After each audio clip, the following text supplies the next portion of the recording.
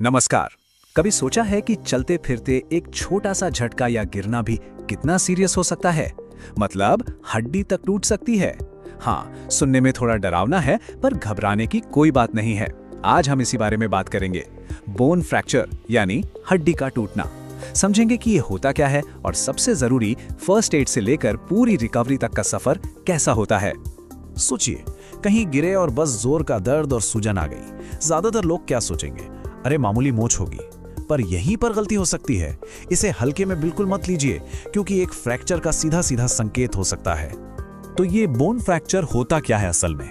देखिए, बहुत ही सिंपल है। इसका मतलब है कि हड्डी में या तो एक पतली सी दरार आ गई है, मतलब हेयरलाइन फ्रैक्चर, या फिर हड्डी पूरी की पूरी दो हिस्सों में टूट गई है। अच्छा, फ्रैक्चर भी ना मोटे तौर पर दो तरह के होते हैं। एक होता है सिंपल फ्रैक्चर, इसमें हड्डी अंदर ही अंदर टूट जाती है, स्किन को कोई नुकसान नहीं होता। लेकिन जो दूसरा है वो है कंपाउंड फ्रैक्चर, और ये बहुत ज्यादा सीरियस है।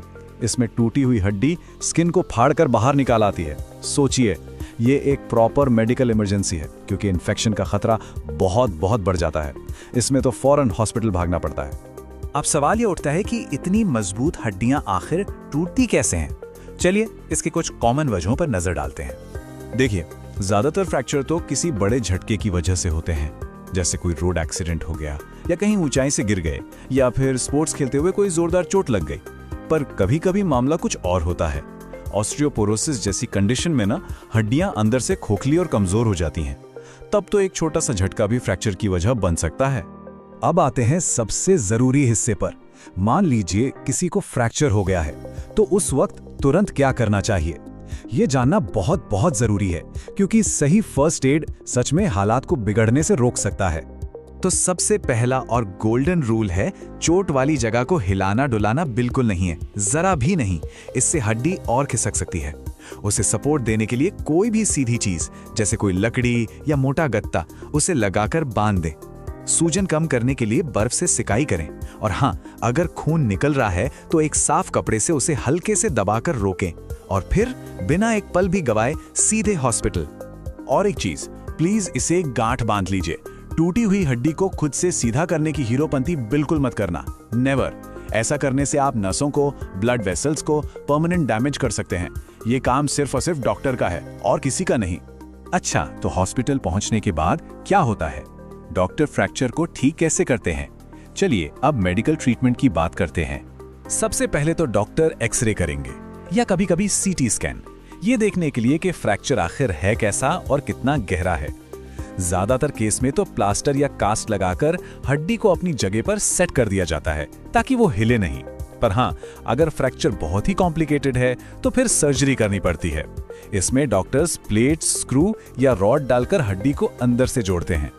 अब सबके मन में ये सवाल आता है कि भैया हड्डी जुड़ेगी कितने दिन में?